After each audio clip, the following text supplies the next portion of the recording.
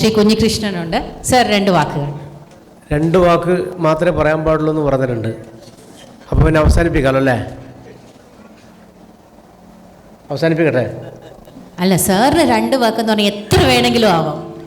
ഞങ്ങളുടെ എല്ലാവരുടെയും മനസ്സിൽ എത്രയോ നാളായിട്ട് കുടികൊള്ളുന്ന ആ ഒരു ക്യാരക്ടറാണ് സാർ. Okay okay. നിങ്ങളെ പേരെന്താണ്? ഡോക്ടർ അശ്വതി. അശ്വതി. ഏത് ഹോസ്പിറ്റലിൽ വർക്ക് ചെയ്ത്? ഞാൻ general hospital Thiruvananthapuram. General hospital Thiruvananthapuram. Okay. നല്ല അനൗൺസറും കൂടിയാണ്. ഞാനൊരു സിനിമാ നടി കൂടിയാണ്. അതെ. ഏത് സിനിമയിൽ അഭിനയിച്ച്? സ്പിരിറ്റിൽ ഉണ്ടായിരുന്നു, നിഴലിലുണ്ടായിരുന്നു. അടിപൊളി. എന്നാ ഒരു കാര്യം ചെയ്യും, നിങ്ങൾ സംസാരിച്ചോ. പ്രിയപ്പെട്ടവരെ, എല്ലാവർക്കും നമസ്കാരം. നമ്മുടെ ഫൈസലോട് പോയി. ഫൈസലാണ് കഴിഞ്ഞ ദിവസം പ്രസ് ഫോറത്തിൻ്റെ ഒരു പരിപാടിക്ക് നമ്മളെ MLA പങ്കെടുക്കേണ്ടതായിരുന്നു. പക്ഷേ അന്ന് അദ്ദേഹം തിരക്കിലായതുകൊണ്ട് പങ്കെടുത്തില്ല. കമ്പോലിക്കാൻ നമ്മളോട് മത്സരിച്ച തോക്കുമെന്ന് മനസ്സിലാക്കിയിട്ട് MLA നേരത്തെ തന്നെ ഒഴിവായി. പക്ഷെ എന്നിട്ട് നമ്മൾ തോറ്റു. അപ്പോൾ അന്നാണ് ഫൈസൽ ഈ പരിപാടി ഉള്ളതായിട്ട് ഇവിടെ പറഞ്ഞത്. വളരെ സന്തോഷമുണ്ട് ഈ പരിപാടിയിൽ പങ്കെടുക്കാൻ വേണ്ടി കഴിഞ്ഞതിൽ. ഇതിൻ്റെ പേര് ഷെയ്പ്പപ്പ് എന്നാണ്. ഇതൊരു അസുഖമല്ല എന്നാണ് എൻ്റെ ഒരു വ്യക്തിപരമായ അഭിപ്രായം. ഡോക്ടർമാർ എന്താണ് പറയുന്നത് എനിക്കറിയില്ല. തടി അല്ലെങ്കിൽ പൊണ്ണത്തടി അല്ലെങ്കിൽ ഭാരം കൂടുക പറഞ്ഞത് ഒരു അസുഖമായിട്ട് കണക്കാക്കേണ്ടതില്ല. പക്ഷെ എന്നാൽ പോലും നമ്മൾ ശ്രദ്ധിക്കേണ്ട പ്രധാനപ്പെട്ട ഒരു കാര്യം കൂടിയാണ്. രോഗിയല്ല എന്ന് നമ്മൾ പ്രത്യേകം മനസ്സിലാക്കുക. ബഹുമാനപ്പെട്ട MLA പ്രിയപ്പെട്ട എന്നെ നെല്ലിക്കുന്ന അവർ കൂടെ പറഞ്ഞ എല്ലാ നല്ല വാക്കുകൾക്കും ഒരുപാട് സന്തോഷമുണ്ട്. അദ്ദേഹത്തെ പോലൊരു MLA ഈ സിനിമ കാണുകയും സിനിമയെക്കുറിച്ച് വ്യക്തിപരമായി എന്നോട് തന്നെ പലപ്പോഴായി അഭിപ്രായം പറഞ്ഞിട്ടുള്ള ഒരാളുമാണ്. പല MLA-മാർക്കും സിനിമ കാണാനൊന്നും സമയമുണ്ടാവാറില്ല. പക്ഷേ തിരുവനന്തപുരത്ത് നിയമസഭാ സമ്മേളനം നടക്കുമ്പോഴാണ് മിക്കവാറും MLA-മാരൊക്കെ സിനിമ കാണുക. കാസർഗോഡ് നിന്ന് ചിലപ്പോൾ സിനിമ കാണാൻ പറ്റിയെന്ന് വരില്ല. നിയമസഭാ സമ്മേളനം കഴിഞ്ഞ് ചിലപ്പോൾ ഒഴിവ് സമയങ്ങളിലാണ് MLA-മാരൊക്കെ സിനിമ കാണുക. അങ്ങനെ സിനിമ കണ്ട പല ആളുകളുണ്ട്. ഈ സിനിമ ഹിറ്റാവാനുള്ള പ്രധാനപ്പെട്ട കാരണം എന്ന് പറഞ്ഞാൽ കാതോട് കാതോരം എന്ന സിനിമയിലൊരു പാട്ടാണ് ആദ്യം പുറത്തുവിട്ടത്. ആ പാട്ട് ഞാൻ പാടും, ഡോക്ടറെ സഹിച്ചോളണം. അതെ, സഹിക്കാൻ തയ്യാറാണ്. ആ പാട്ടിതാണ്: ദേവദൂതർ പാടും ഈ ഒലീവിൻ പൂക്കൾ ചൂടിയാടും നിലാവിൽ.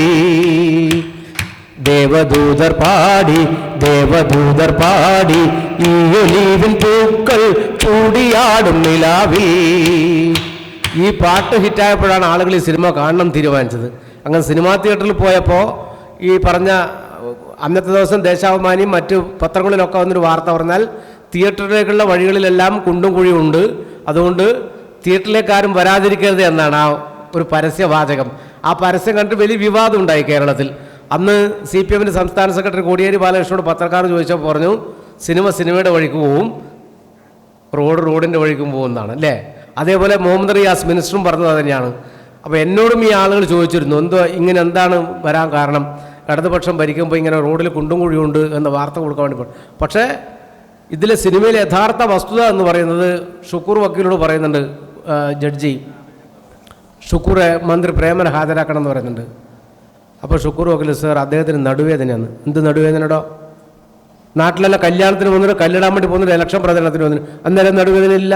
ഓൻ്റെ ഓള് പെറ്റി കിടക്കുന്നത് എൻ്റെ ഓൻ വന്നിട്ടേ 9 മാസം ചെറുപ്പക്കാരത്തിൽ പെണ്ണി കോടതിയിൽ ഇറങ്ങിയില്ല. എന്നേരം ഒന്നുമില്ലാത്ത എന്തിതാണ് നിൻ്റെ മിനിസ്റ്റർക്കുള്ളത്? സാർ, അദ്ദേഹം മിനിസ്റ്ററാണ്. എന്ത് മിനിസ്റ്ററോടോ? മിനിസ്റ്ററുടെ നിയമസഭയിൽ അയാളുടെ പ്രതിയാണ്. അറസ്റ്റ് ചെയ്ത് ഹാജരാക്കണോ? എന്നിട്ട് അറസ്റ്റ് ചെയ്ത് ഹാജരാക്കി ആ കോടതിയിൽ കൂട്ടിൽ കൊണ്ടിരുത്തുന്നുണ്ട്. കൂട്ടിൽ കൊണ്ടിരുത്തിട്ടാകുമ്പം ജഡ്ജി ചോദിക്കുന്നുണ്ട് മിനിസ്റ്ററോട്, പ്രേമേട്ട സുഖം തന്നെയല്ലേ? ഓ സുഖം തന്നെപ്പാ, ഒറ്റക്ക് നിൽക്കാൻ പേടിയുണ്ടാ? ആ പറഞ്ഞു, സാർ ഞങ്ങൾ ഒറ്റക്ക് നിൽക്കില്ല, ഘടകകക്ഷിയല്ലാണ്ട് അങ്ങനത്തെ കുറേ ആളുണ്ടല്ലോ സാർ, ഒറ്റക്ക് നിൽക്കാൻ പറ്റാത്ത കുറേ ആളുകളുണ്ട്. അപ്പം എന്നാൽ പിന്നെ ഈ കിങ്കരന്മാരെ പറഞ്ഞു വിട്ടു പറഞ്ഞിട്ട് പോകുന്ന സമയത്ത് ഈ കസേര പിന്നാരി കൊടുക്കൽ, കോടതിയിൽ കസേര ഇട്ടിരിക്കാൻ വകുപ്പുണ്ടാ? കോടതിയിൽ കസേര ഇട്ടിരിക്കാൻ അവസരം കൊടുക്കും അല്ലേ? ബാർ അസോസിയേഷൻ്റെ ആളുടെ കൂടെ അല്ലേ? കോടതിയിൽ കസേര ഇട്ടിരിക്കാൻ ആർക്കും അവകാശം എന്ന് പറഞ്ഞാൽ തീരെ പറ്റാത്തവർക്കാണ്. അല്ലാതെ ഒരാൾക്കും ഞാൻ കാസർഗോഡിൻ്റെ MLA എന്നെ നെല്ലിക്കുന്നെന്ന് പറഞ്ഞാൽ കോടതിയിൽ കസേര കൊടുക്കുമോ? ഒരു രക്ഷയുമില്ല. ഇനി ഞാൻ സിനിമയിൽ അഭിനയിച്ച ആളാണെന്ന് പറഞ്ഞാൽ കോടതിയിൽ പോയ സിനിമ കസേര തരുമില്ല. അപ്പോൾ ആർക്കും അങ്ങനെ കസേര ഇട്ടിരിക്കാൻ പോകില്ല, അവിടെ കസേര എടുത്ത് പോയിക്കോ എന്ന് പറയുന്നുണ്ട്. അപ്പോൾ ഇത് നമ്മുടെ കാസർഗോഡ് ജില്ലയിലെ അല്ലെങ്കിൽ കണ്ണൂർ ജില്ലയിലെ ഒരു സ്ലാങ്ങാണ്. അത് ഏറ്റവും നന്നായി അവതരിപ്പിക്കാൻ വേണ്ടി കഴിഞ്ഞു. ആ സിനിമ ഹിറ്റായതുകൊണ്ടാണ് നേരത്തെ പറഞ്ഞതുപോലെ ഇപ്പോൾ ഒരു 10-23ഓളം സിനിമകൾ, ഇപ്പോൾ ഇവിടെ വരാൻ വേണ്ടി പോകുന്ന രാജ്മോഹൻ ഉണ്ണിത്താൻ 20 സിനിമകളിൽ അഭിനയിച്ചിട്ടുണ്ട്. ഞാൻ 23ാമത്തെ സിനിമയിൽ ഇപ്പോൾ അഭിനയിച്ചു. ഇപ്പോൾ റിലീസായി. ഇപ്പോൾ പല ആളെന്നോട് ചോദിച്ചു, സംശയം അതുപോലെ തന്നെ വടക്കൻ പ്രണയപൂർവ്വം ഇപ്പോൾ റിലീസായ സിനിമയാണ്. അപ്പോൾ എനിക്ക് പറയാനുള്ളത്, നല്ല ഇതിലത്തെ റീൽസൊക്കെ കാണുമ്പോൾ കുറച്ചൊക്കെ ഈ ആരോഗ്യമൊക്കെ കൂടും. മാനസികമായിട്ടുള്ള സന്തോഷമാണ് ആരോഗ്യത്തിൻ്റെ ഏറ്റവും പ്രധാനപ്പെട്ട ഒരു ഘടകം. അപ്പോൾ മാനസികമായി സന്തോഷം ഉണ്ടാവാൻ നല്ല ഈ ഇപ്പോഴത്തെ വയലൻ്റ് ആയിട്ടുള്ള സിനിമയല്ല അല്ലേ, ഉമ്മതരാം രാക്ഷസി എന്ന് പറയുന്ന സിനിമയല്ല, നമുക്ക് നല്ല സ്നേഹമുള്ള സന്തോഷം പകരുന്ന നമുക്ക് പോസിറ്റീവ് എനർജി കിട്ടുന്ന സിനിമകൾ, അതുപോലെ തന്നെ പാട്ടുകളൊക്കെ കേൾക്കുക. ആ പാട്ടൊക്കെ കേട്ടാൽ അല്ലേ ഏറ്റവും നല്ല പാട്ട് കേൾക്കുമ്പോൾ ഒരു സന്തോഷം ഉണ്ടാവില്ലേ മനസ്സിന് ഇല്ലേ? മാണിക്യ മലരായ പൂവി മഹദിയാം ഖദീജ ബീവി മക്ക എന്ന പുണ്യനാട്ടിൽ വിലസിടും നാരി, വിലസിടും നാരി.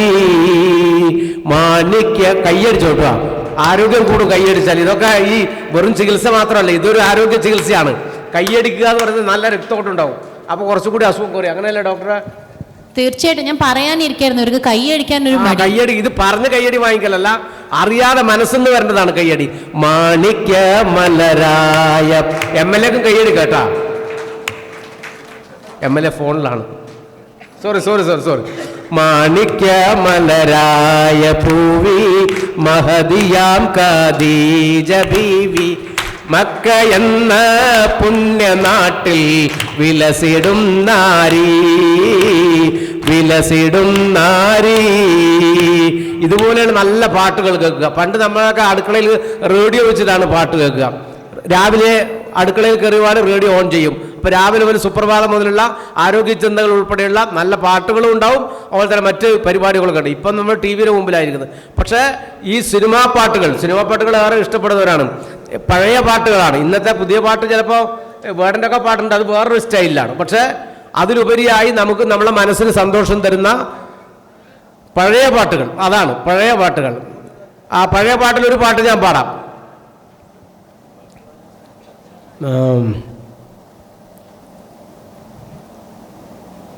ഒരു ദലം മാത്രം, ഒരു ദലം മാത്രം വിടർന്നൊരു ചെമ്പനെ മുകുളമായി നീ എൻ്റെ മുന്നിൽ നിന്നു. ഈ പാട്ട് എന്ന് പറഞ്ഞാൽ വളരെ സന്തോഷമില്ല. കൂടുകൾക്കുള്ളിൽ കുറുകിയിരിക്കുന്നു മോഹങ്ങൾ, കൂടുകൾക്കുള്ളിൽ കുറുകിയിരിക്കുന്നു മോഹങ്ങൾ. പറയാതെ കൊക്കിൽ ഒതുക്കിയതെല്ലാം വിരലിൻ്റെ തുമ്പിൽ. ഈ പ്രേമിച്ച പെണ്ണിനെ കാണുമ്പോൾ എല്ലാം പറയണമെന്ന് തോന്നി. അടുത്ത് വന്നപ്പോൾ കൂടുകൾക്കുള്ളിൽ കുറുകിയിരിക്കുന്നു മോഹങ്ങൾ, എന്നിട്ടോ പറയാതെ കൊക്കിൽ ഒതുക്കിയതെല്ലാം വിരലിൻ്റെ തുമ്പിൽ തുമ്പി നിന്നു. ഒരു ദലം മാത്രം വിടർന്നൊരു ചെമ്പനീർ മുകുളമായി നീ എൻ്റെ മുന്നിൽ നിന്നു. നല്ല പാട്ടുകൾ കേൾക്കുക, അപ്പോൾ നമുക്കൊരു സന്തോഷം ഉണ്ടാവും. നല്ല സിനിമകൾ കാണുക, നല്ല നാടകങ്ങൾ കാണുക, നല്ല കളികൾ കാണുക, നന്നായി കളിക്കുക. മാനസികോല്ലാസമാണ് നമ്മുടെ ഒരുവിധം എല്ലാ അസുഖങ്ങളും മാറിക്കിട്ടാനുള്ള ഏറ്റവും പ്രധാനപ്പെട്ട ഔഷധം. അതിനുവേണ്ടി നമുക്ക് പോസിറ്റീവ് എനർജി എവിടെയാണെന്ന് കിട്ടുന്ന അവിടത്തേക്ക് നമ്മൾ പോവുക, അല്ലേ സുബ്രഹ്മണ്യം മാഷേ? നമുക്ക് നെഗറ്റീവ് കിട്ടുന്ന ഭാഗത്തേക്ക് നമ്മൾ പോവേ വേണ്ട. ഇപ്പോൾ എന്നെ നെല്ലിക്കുതിരെ കണ്ടൊന്ന് കൈ കൊടുത്ത് അദ്ദേഹം ഒന്ന് ചിരിക്കുമ്പോൾ നമുക്കൊരു അറിയാതെ അദ്ദേഹത്തിൽ നിന്ന് നമുക്ക് കിട്ടുന്നൊരു പോസിറ്റീവ് എനർജി ഉണ്ട്, അല്ലേ? അദ്ദേഹം രാഷ്ട്രീയക്കാരനാണ്, പക്ഷേ രാഷ്ട്രീയം നമുക്ക് മാറ്റി വെക്കാം, ജാതി മാറ്റി വെക്കാം, മതം മാറ്റി വെക്കാം. മനുഷ്യത്വമാണ് ഏറ്റവും പ്രധാനം. മനുഷ്യത്വം ഉള്ളവർക്ക് എവിടെ പോയാലും, അല്ലേ? മനുഷ്യത്വമാണ് ഏറ്റവും പ്രധാനം. അപ്പോൾ മനുഷ്യനാവണമെന്ന് കവി പറഞ്ഞത് വെറുതെ അല്ല, മനുഷ്യനാവണം, ഉയർച്ച താഴ്ചകൾക്ക് അതീതമായി എല്ലാവരും സ്നേഹിക്കുന്ന ഒരു നല്ല മനുഷ്യനാവാൻ നമുക്ക് കഴിയട്ടെ. അതിനുവേണ്ടി നമ്മുടെ ഇസ്മയിൽ ഡോക്ടർ അല്ലേ അദ്ദേഹത്തിൻ്റെ ആ ഒരു മനസ്സ് ഇപ്പോൾ പെരിന്തൽമണ്ണയിലാണിപ്പോൾ ആശുപത്രി ഉള്ളത്. അദ്ദേഹം അവിടേക്ക് ആളുകളെ കൊണ്ടുപോയി ആവശ്യമായിട്ടുള്ള കാര്യങ്ങളൊക്കെ ചെയ്തു കൊടുത്തു. അതുമാത്രം പാലിയേറ്റീവ് രംഗത്തുൾപ്പെടെ അദ്ദേഹം വലിയ പ്രവർത്തനമാണ് കാഴ്ചവെക്കുന്നത് എന്നാണ് എനിക്ക് മനസ്സിലാക്കാൻ വേണ്ടി കഴിഞ്ഞിട്ടത്. ഈ സംരംഭത്തിന്, അതായത് ഇവിടെ ഒത്തുകൂടിയിട്ടുള്ള മുഴുവൻ ആളുകൾക്കും ഹൃദയം നിറഞ്ഞ ആശംസകൾ അർപ്പിച്ചുകൊണ്ട് ഞാൻ എൻ്റെ വാക്കുകൾ നീട്ടുന്നില്ല. നിങ്ങൾ ഏറ്റവും പ്രധാനപ്പെട്ടത് അവരുടെ ക്ലാസ്സാണ്. അതുകൂടാതെ രാജ്മോഹൻ ഉണ്ണിത്താൻ MP അദ്ദേഹം വരും, അദ്ദേഹം സംസാരിക്കും. ഇവിടെ വേദിയിൽ ഒരുപാട് ആളുകൾ, ഡോക്ടർമാരും അതുപോലെ തന്നെ ഉന്നത ശ്രേണിയിലുള്ള ആളുകളുണ്ട്. അവരെയൊക്കെ ഹൃദയപൂർവ്വം അഭിവാദ്യം ചെയ്തുകൊണ്ട് എന്നെ ക്ഷണിച്ച പ്രിയപ്പെട്ട ഫൈസലിന് പ്രത്യേകം അഭിനന്ദനം അറിയിച്ചുകൊണ്ട് ഞാൻ എൻ്റെ വാക്കുകൾ അവസാനിപ്പിക്കുന്നു. അഭിവാദ്യങ്ങൾ.